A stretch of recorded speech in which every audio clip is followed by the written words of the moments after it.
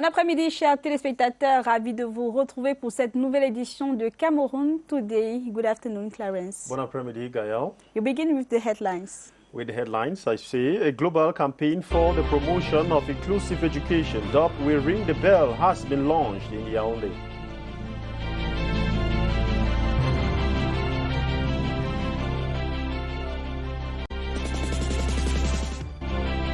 Protection contre le coronavirus, plein phare sur ces masques de rue qui foisonnent. Le nouveau business qui fait fureur en ce moment, c'est à retrouver dans Cameroon Today.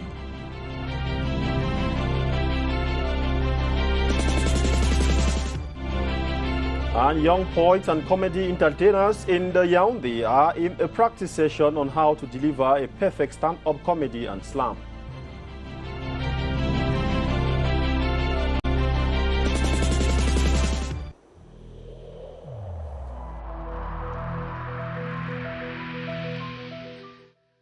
Je vous exhorte de nouveau à porter vos masques, à vous laver régulièrement les mains et à faire appel à un médecin ou à tout autre personnel de santé au cas où des symptômes apparaissent.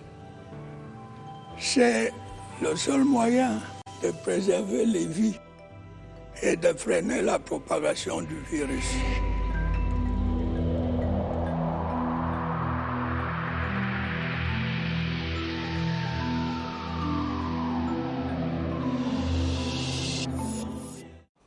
This is Cameroon Today on CRTV News. Gaia, this newscast begins with you in French language. Exactly, Clarence. Et nous ouvrons cette édition de Cameroon Today avec cette information. Le lancement officiel de la campagne Tirer la sonnette d'alarme qui a eu lieu ce midi au siège de la Cameroon Baptist Convention à Yaoundé. L'initiative mondiale à laquelle prend part le Cameroun depuis 2016 grâce à la Cameroon Baptist Convention promeut l'éducation inclusive des enfants vivant avec un handicap. Le reportage nous en dit plus. Les affaires sociales s'assurent de l'octroi chaque année des subventions aux institutions ou aux œuvres sociales privées et associations d'encadrement éducatif des personnes socialement vulnérables, notamment des enfants déficients auditifs, mentaux et visuels. L'octroi des aides financières et matérielles aux élèves et étudiants handicapés avec l'appui de ses partenaires dans le cadre des compétences transférées par l'État aux communes, du fonctionnement de 68 écoles inclusives sur l'étendue du territoire, la formation des éducateurs spécialisés et tout récemment l'adoption par notre pays du projet de loi autorisant le président de la République à ratifier le traité de Marrakech qui vise à faciliter l'accès des aveugles, des déficients visuels et des personnes ayant des difficultés de lecture des textes imprimés aux œuvres publiques. Un extrait du ministre Pauline Irène Nguéné, ministre des Affaires sociales, qui a donc présidé les travaux en présentiel par visioconférence ce jour. Et puis, autre actualité, nous avons annoncé en titre protection contre le coronavirus, plein phare sur ces masques de rue qui foisonnent. L'outil est au centre d'un business sur la question du prix, de la source d'approvisionnement et de la fiabilité. Notre reporter Christelle Fouda a mené l'enquête. Plus d'un an après son apparition, la pandémie à Covid-19 continue de sévir. Le Cameroun, à l'instar des autres nations, subit le diktat de cette maladie qui a littéralement chamboulé le mode de vie des populations, désormais contraintes à vivre conformément aux mesures barrières. Au premier rang de celles-ci, le port obligatoire du masque, dont l'approvisionnement de masse se fait généralement dans la rue. Autrefois vendus à prix d'or, selon la qualité et la matière, les masques sont désormais accessibles à tous. Une fourchette allant de 100 francs à 1000 francs CFA, permettant à chacun de trouver son compte dans la diversité des couleurs et modèles disponibles. Le ravitaillement, quant à lui, se fait pour l'essentiel auprès des grossistes, ceci nonobstant les normes en vigueur. Le masque, un accessoire vestimentaire et sanitaire, devenu indispensable et dont on ne pourra se défaire tant que la pandémie perdure. Lutte contre la Covid-19, l'équipe du programme élargi de vaccination s'est installée hier à l'auditorium de l'immeuble Étoile. En tête de file des candidats à la vaccination, le Premier ministre chef du gouvernement, Joseph Dione Ngouté.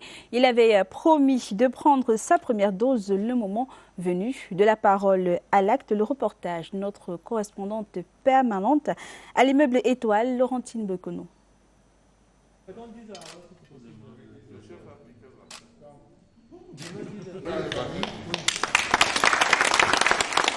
Ici, l'immeuble Étoile, transformé ce mercredi après-midi en un point de vaccination anti-Covid-19. Comme promis, le Premier ministre chef du gouvernement, Joseph Dione Ngouté, a pris sa première dose de vaccin, administrée de main de maître par l'infirmier Ousmane Salad. Il était 16h50 dans cet auditorium de l'immeuble Étoile. Après avoir suivi attentivement les explications sur le protocole sanitaire en vigueur dans tous les points de vaccination, le Premier ministre chef du gouvernement a fait son choix parmi les 3 vaccins disponibles, AstraZeneca, Sinopharm et Sputnik. De la parole donnée à la parole actée, Chief Dr Joseph Dione Ngouté a tenu les engagements pris le 11 avril dernier à l'aéroport international de Yaoundé-Nsimalène lorsqu'il réceptionnait les premières doses de Sinopharm, dont de la coopération chinoise. Du 11 au 21 avril, 10 jours se seront écoulés.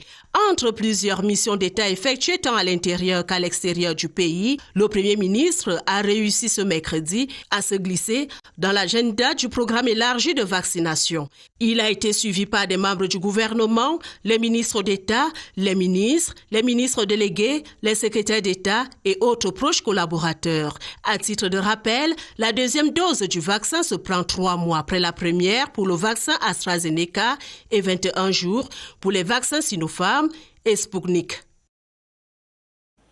This is Cameroon Today on CRTV. We are at the Star Building where Prime Minister Joseph Dione Ngouté has taken the dose of the COVID-19 pandemic. This was during a voluntary vaccination exercise Wednesday organized for members of government and members of the diplomatic corps at the auditorium at the PM's office. Star Building correspondent Christian Chatham says the vaccination exercise was organized to encourage Cameroonians to be receptive to the ongoing national campaign against the COVID-19 pandemic. His report.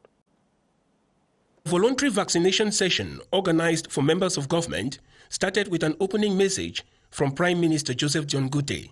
The head of government said the session, authorized by the President of the Republic, is meant to encourage the population adhere to the vaccination option taken by the state. The vaccination proper started with Prime Minister Joseph Dione Ngouté being the first to volunteer.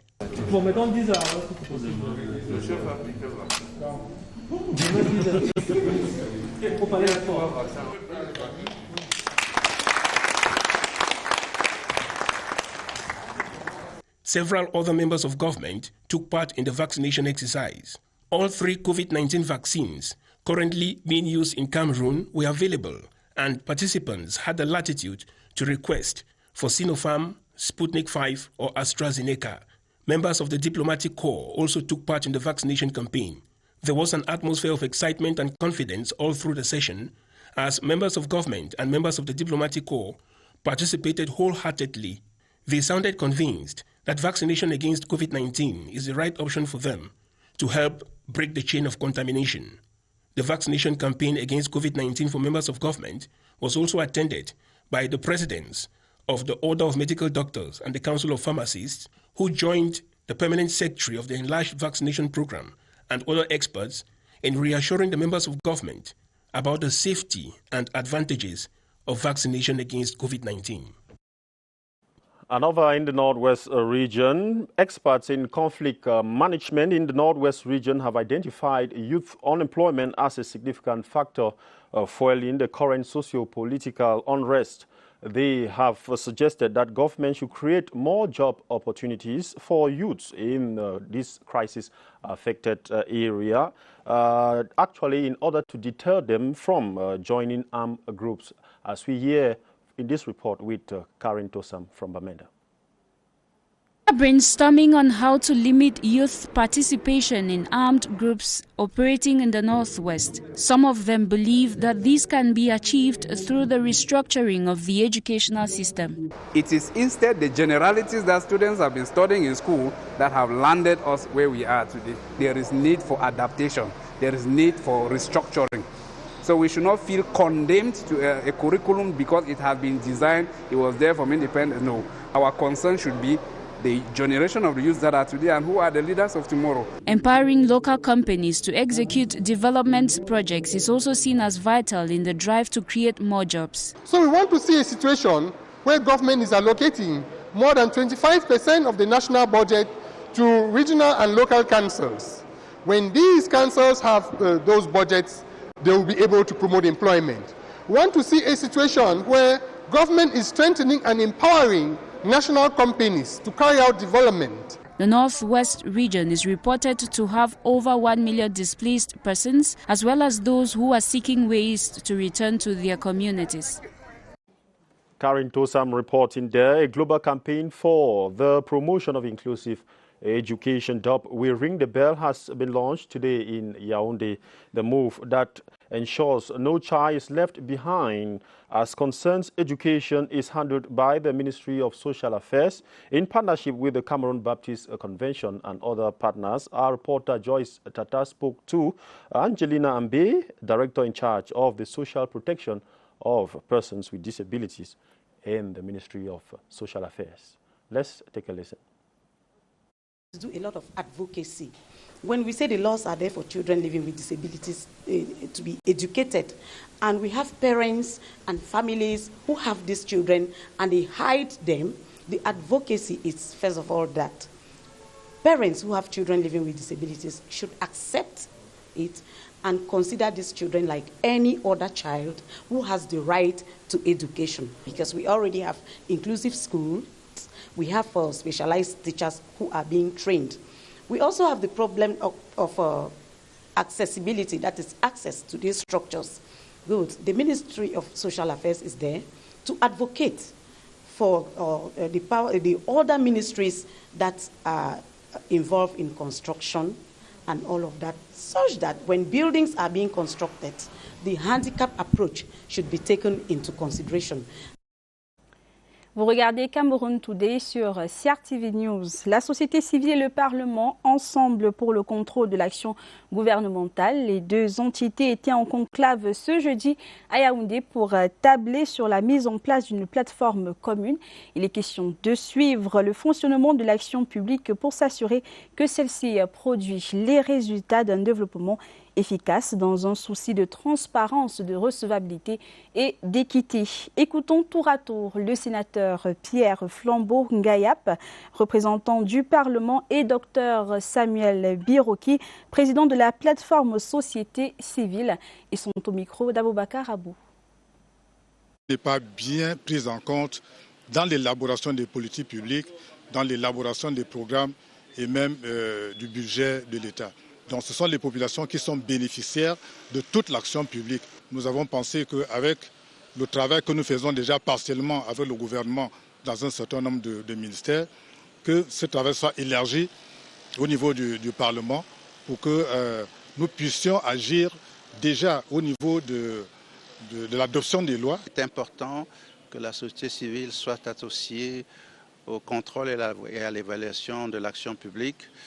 D'abord parce que c'est une exigence prévue par la nouvelle loi portant régime financier de l'État et des autres entités publiques, et également par le code de transparence et de bonne gouvernance dans la gestion des finances publiques. Non, la société civile est donc un partenaire important avec lequel les parlementaires souhaitent collaborer, chacun dans son couloir bien entendu, afin que nous allions tous vers un système d'information plus large du public et un système de contrôle et d'évaluation de l'action publique plus efficace. En économie, à présent, 10% du capital de Bench Bank Cameroun dispose pour les nationaux camerounais. La procédure de cession de ces actifs par les responsables de Banco National de Guinée équatoriale a été récemment ouverte et suscite déjà des adhésions bien que timides. Les crédits de moyen terme et crédit bail sont entre autres politiques phares de ce 16e opérateur de crédit au Cameroun. Daoud Mouliom. Les Camerounais peuvent désormais être actionnaires de la filiale de Bangé au Cameroun. Le seuil d'actionnariat à eux accordé est de 10% du capital de cette filiale. Après l'obtention le 10 novembre 2020 de l'agrément lui autorisant d'ouvrir une filiale au Cameroun, Banco National de Guinée équatoriale, Bangé, vient de lancer le processus d'ouverture du capital de Bangé Bank Cameroun aux nationaux selon une source autorisée. Les opérateurs économiques désireux d'investir dans cette opération de prise de partition ne devraient pas excéder 10% du tour de table, la maison mère désirant contrôler 90% du capital du nouvel établissement bancaire. Un peu réticents au départ, des investisseurs nationaux se montrent désormais de plus en plus intéressés par cette prise de partition, même si leur engouement demeure timide. Aussitôt cette cession des actifs terminée, la filiale camerounaise va se déployer avec 2 premières représentations à Yaoundé et Douala. Concrètement, Yaoundé abritera une agence qui sera incorporée au siège de la nouvelle banque, tandis que Douala va abriter la principale agence commerciale du 16e établissement de crédit qui ouvre ses portes au Cameroun. À côté du crédit de moyen terme, la filiale camerounaise de Bangé mise sur l'activité de crédit bail. Recrutement des enseignants et instituteurs à la fonction publique. Où en est-on?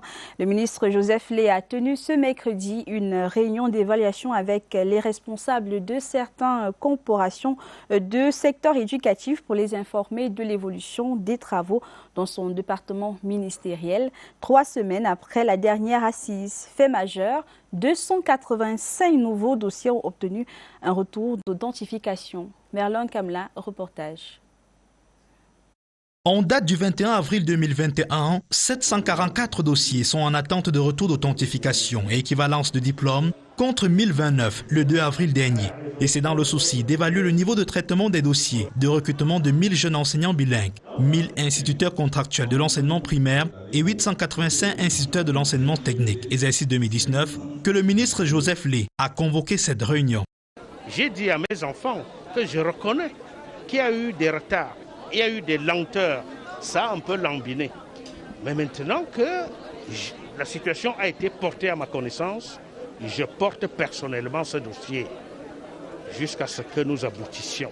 Dans un jeu de questions-réponses, les représentants de ces corporations du secteur éducatif ont été situés sur les étapes qui restent à franchir avant l'obtention du matricule. Nous avons eu des éléments concrets sur l'avancée des dossiers puisqu'il y a de cela 3 semaines, on n'était pas fixé.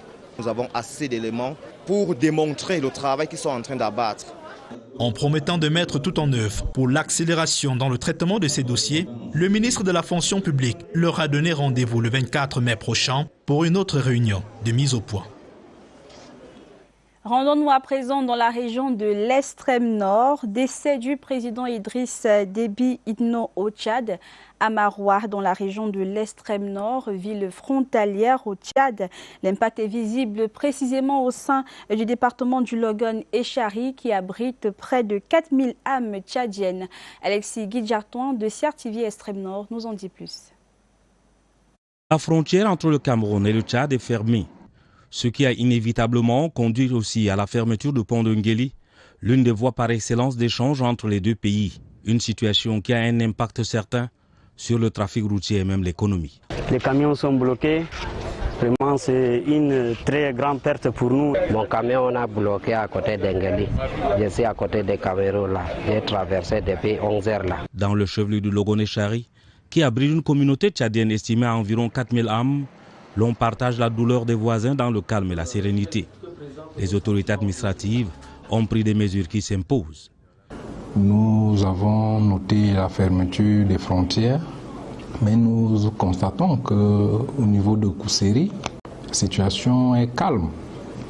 Il n'y a pas d'afflux de population tel que véhiculé dans les réseaux sociaux. Nous recommandons à nos populations de rester calmes parce que les mesures sécuritaires ont été prises pour assurer leur sécurité. Élèves et étudiants camerounais inscrits dans les établissements scolaires et universitaires au Tchad espèrent le retour à la normale de la situation dans un avenir proche pour leur permettre de passer leurs examens sans grande peine.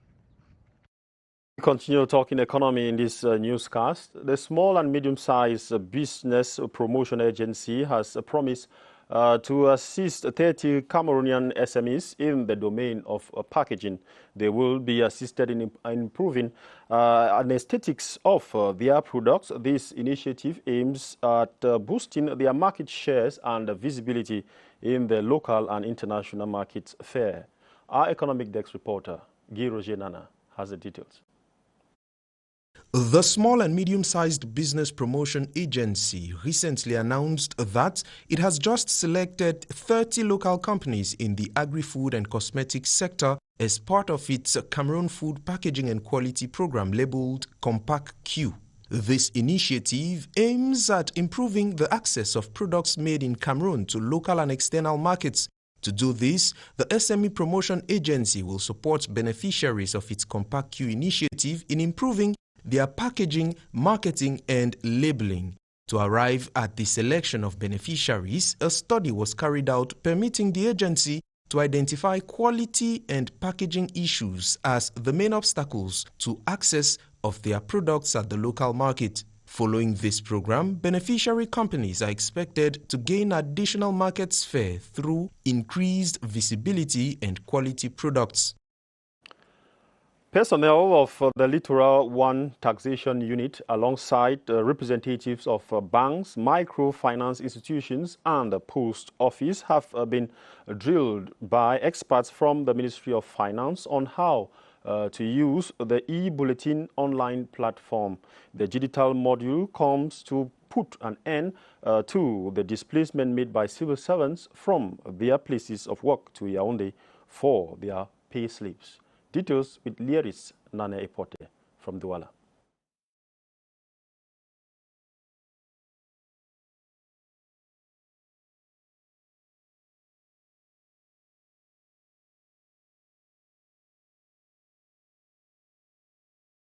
Attestation issued at the Taxation Office. Since 2020, the Ministry of Finance, in a bid to solve this problem, has created an online platform known as e-bulletin. State users, they don't displace themselves any longer to come to the Ministry of Finance. Anywhere in their house, in their room, in their farm, anytime, any day, Mondays to Sunday, the saver of e-bulletin platform is available. And there is a team to follow up users 7 on 7 to help them in their difficulties. In 2 minutes, you already have an account of e-bulletin. The state worker just introduces matricule. After the matricule, he puts a password with at least 7 characters. The e-bulletin platform does not only provide users with just the payslip, but other documents as well. Apart from payslip, free attestation of immatriculation, state users can also know their position of their salary. That means the state user can know if the amount of salary he's going to have. The e-bulletin platform will give the state worker a position if he has gotten an increment, an arrears, or if there is any shortage even of the salary. The Douala training session is for experts from the Ministry of Finance to train taxation workers, representatives of banks, microfinance institutions, and post offices how to use the platform. There is Nane Porter reporting there. Close to 50% of cocoa seedlings in Cameroon are being lost to climate change annually. Reports say temperature changes has increased seedlings mortality rates and decreased the quality and size of cocoa beans. The figures were reviewed by the Director General of the Cocoa Development Corporation, SODECAO, Jean-Claude Ekouafane, while inaugurating a plant watering system at the SODECAO's Bulova Cocoa Nursery. The new device is expected to take production of cocoa plants up from the current 125,000 tons to 200,000 tons. En culture, c'est parti pour la 4e édition des ateliers slam et stand-up organisés par les artistes Lidol et Ulrich Takam. Depuis ce matin, ils échangent avec une vingtaine de jeunes à l'Institut français de Yaoundé. L'objectif est de leur apprendre la théorie et la pratique de ces arts de la scène, notamment l'écriture, la prise de parole et la gestuelle. Karès Essiane a assisté au premier cours de ces ateliers. Voici son reportage. Qui va écrire pour un dénoncer, c'est-à-dire pourquoi Lidol, la slameuse, a porté le costume d'enseignante pour s'aimer des graines d'artistes chez ces jeunes qui participent à la 4e édition des ateliers slam et stand-up qu'elle co-organise avec Ulrich Takam. L'objectif derrière cet atelier, c'est de partager notre expérience, partager notre quotidien en tant qu'artiste, mais aussi échanger, parce que les autres viennent avec un certain background, une certaine expérience, et nous, on leur donne le peu que nous on connaît. Et l'objectif derrière tout ça, c'est pas nécessairement de créer ou de former des slammeurs ou des stand-uppers, mais qu'ils puissent sortir de là avec des outils qui leur permettront de faire mieux certaines choses dans le quotidien. Des outils pratiques dans le fond et la forme, champ lexical et d'écriture, style de rime, thématique, phrases et gestuelles, rien n'est laissé au hasard. Ici, on apprend même à être drôle. Aujourd'hui, l'humour est en train de prendre un peu plus de poids au Cameroun et c'est bien que les gens connaissent les différentes spécificités de chaque genre parce qu'il y a plusieurs genres humoristiques parmi lesquels le stand-up, comment est-ce que ça marche, comment est-ce que ça fonctionne, quel est le cadre idéal pour donner une représentation stand-up, comment est-ce que ça s'écrit même, parce que bon, plein de personnes encore jusqu'aujourd'hui, jusqu'en 2021, estiment que l'humour ça s'écrit pas. Pendant 2 jours, ces ateliers qui se tiennent à l'Institut français de Yaoundé vont servir d'incubateur pour faire germer les futurs talents de la scène camerounaise. En sport à présent, championnat national de football, AS Fortuna et Canon Sportif de Yaoundé occupent provisoirement les premières places de leurs poules respectives A et B de l'Elite One. C'est à l'issue de la 8e journée partielle disputée hier. Canon Sportif, Tonnerre Kalara, Diko FC et Dinsport ont remporté leur duel. Résultat et classement Déby Kembe. Dans la poule A, voici le classement après la 8e journée partielle. AS Fortuna prend les devants avec 15 points, suivi de Stade Renard et Fovo qui a un match en retard. Après sa victoire 3-1 face à Colombe FC, Canon occupe le fauteuil du groupe B, fauteuil éjectable car les Mekok Mengonda ont le même nombre de points, 13, que la Panthère d'Undé avec en embuscade à PGS. Le club d'un fou qui totalise 12 points a un match à rattraper. Pour cette 8e journée partielle, la poule A marqué 8 fois. 2 buts pour Njiko face à Dragon, 3 pour Eding Sport qui abat Avion d'Uncam en plein vol. Yafoot, AS Fortuna et Stade Renard ont aussi réussi à faire trembler les filets. La poule B, elle, a inscrit 10 buts. Canon Sportif, 3 buts, 2 chacun pour Tonnerre, Panthère et APGS et 1 pour la Colombe qui sauvait son honneur devant la foudre du canon. Reporté, Fovo, PWD, Young Sport, New Stars et Coton Astre se disputent dans les prochaines heures. Out of the country, the African Union's Peace and Security Council is meeting today to discuss the political crisis in Chad and Somalia. In a short statement, the spokesperson of the EU, or the AU chairperson, Eba Kalondo, says their mandate as the standing decision-making organ for the prevention, management and the resolution of conflicts and crisis situations on the continent. Details with Gladys Asso. African Union's Peace and Security Council meeting is in line with the Council's mandate as the standing decision-making organ for the prevention, management and resolution of conflicts and crisis situations on the continent. This comes just a day after opposition politicians in Chad rejected the country's army appointment of President Idriss Déby's son to take over in the wake of his death. Mr. Déby, 68, who had been in power for 3 decades, died after being shot as he battled rebels on the front line. Meanwhile, Somalia is also facing a constitutional crisis following an electoral impasse of presidential and parliamentary elections. Last week, Somalia's President Mohamed Abdullahi Farmajo controversially approved an extension of his term in office by 2 years as voted by Parliament. Major world powers including the US and Britain and the United Nations, EU and African Union have condemned the extension, calling for consensus in addressing the dispute which they said has thrown the country into a deeper political crisis that could destabilize the entire region. The African Union Peace and Security Council can recommend sanctions against member states which violate its charter on democracy and governance. Such measures include suspension from the Union. End of this newscast, Cameroon Today on CRTV News. At the top of the hour, 6 p.m., you will be in the company of Diane Gassa. I will be part of Twilight when it will be 6 p.m. for more information in the English language. You'll be coming up at 7 p.m. à 19h, Gaïa. Exactly, Clarence. Je vous retrouve à 19h pour le journal en langue française. Merci d'avoir été des nôtres.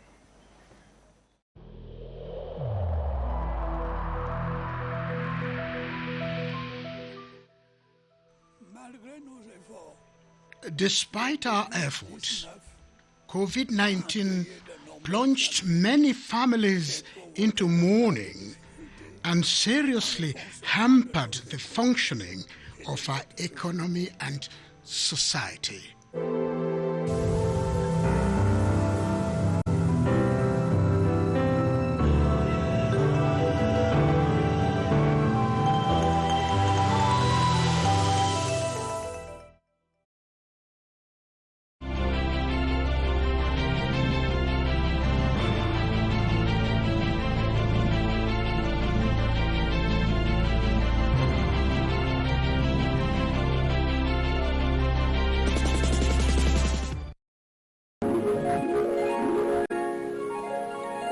CRTV News, ici, toute l'info.